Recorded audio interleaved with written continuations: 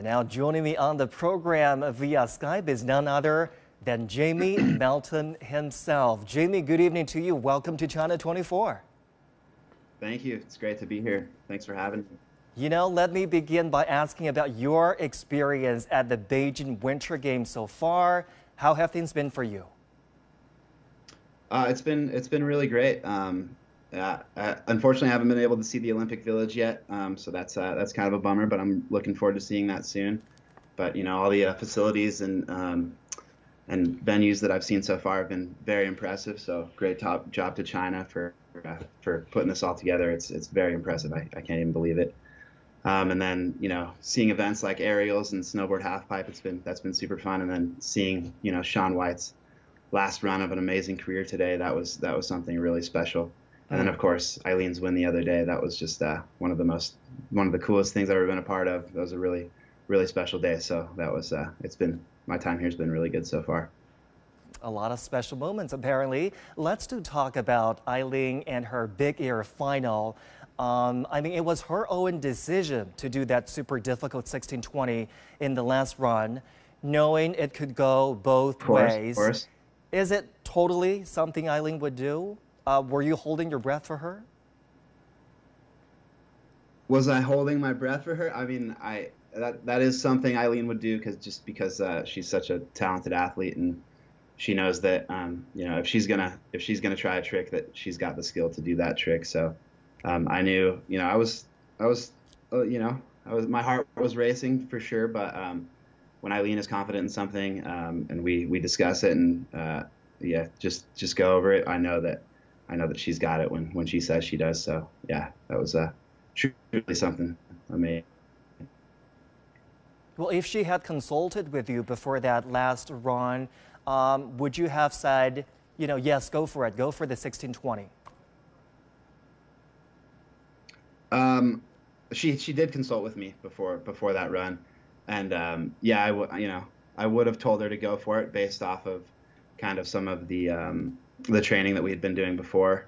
You know, I don't really want to say exactly what that was, but just based off of some of the other things that we had been doing in training. You know, myself and her other coach Mizra, we both had the confidence that she was able to put that down. So we're really happy we made that decision because it worked out. It worked out really well. So that was great. I think we're also happy and relieved that it went the way we wanted it to.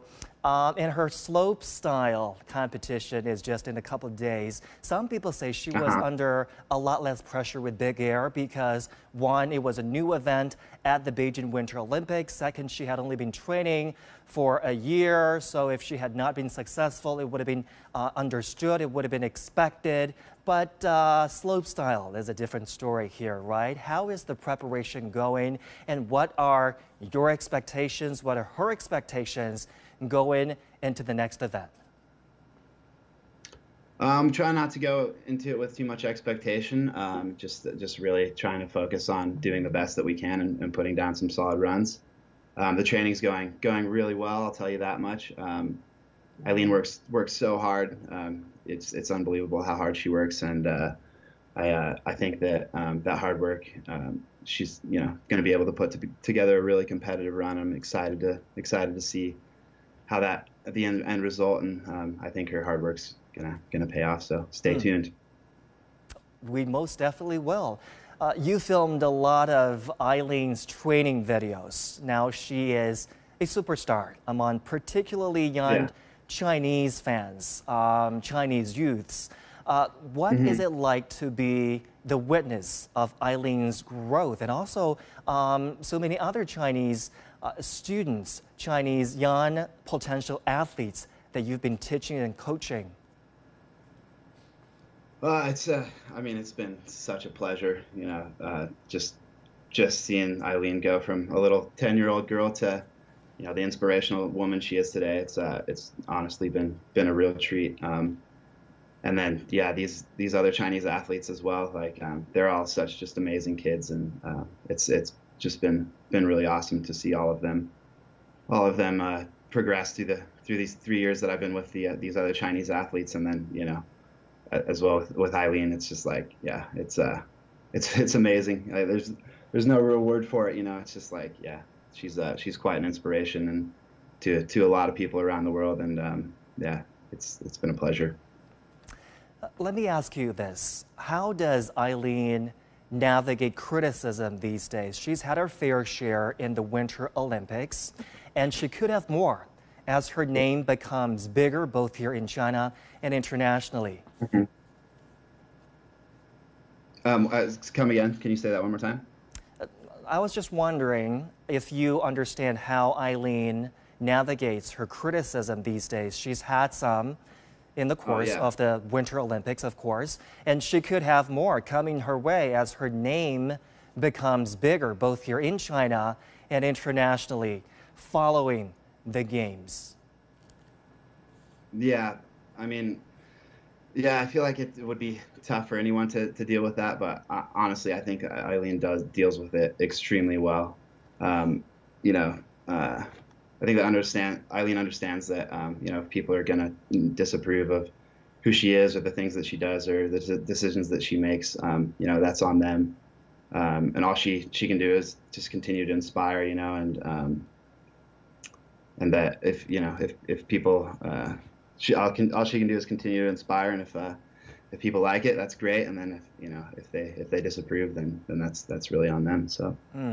I think obviously you have tremendous confidence in her skills and in her abilities to make her own decisions in competitions. But do you worry about maybe overexposure that comes with this new stardom that propels her name to be almost a household name here in China with her successes, initial successes at the Olympic Games?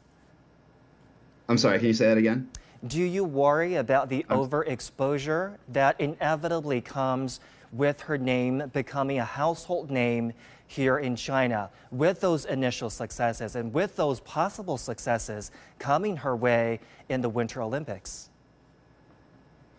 I don't really worry about her overexposure, just because she's just got such a good head on her shoulders, and she just does so well with the pressure that she's, you know, at the end of the day, she's just a normal 18-year-old girl, and she just does so well with it, and she, you know, she goes to school and she skis and she has fun, and yeah, it's you know, it's a tough balance, but I think that I'm very confident in Eileen's ability to kind of avoid that stuff and really just, you know, keep looking forwards and yeah, and kind of avoid it. Yeah.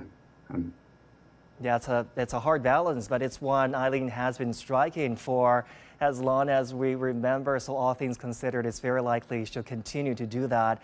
One last question, if I may, Jaime. There are 51 non-Chinese coaches for this year's Chinese Winter Olympics team, the most in history.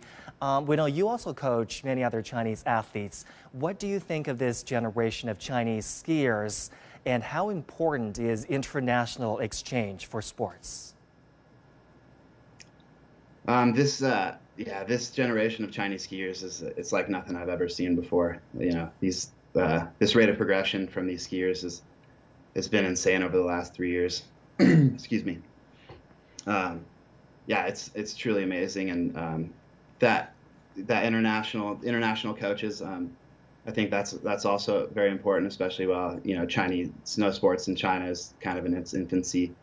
To have these international coaches come in and really help, you know, get a good pathway going for the coaches and the athletes, and really get things going.